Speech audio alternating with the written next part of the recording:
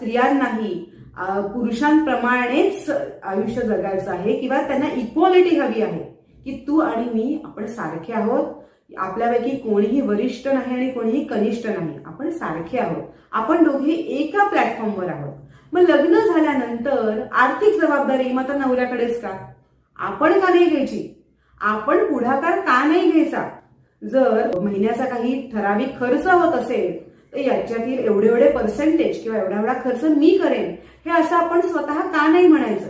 आपण कमवतोय ना, आपण कमवतोय, आपण त्या नवीन घरात राहतोय, त्यामुळे आपलाही भार, आपण तिथे राहत असल्यामुळे आपला खर्च वाढलेला आहे आणि तो भार आपल्या नवऱ्यावर पडतोय किंवा सासरच्या लोकांवर पडतोय.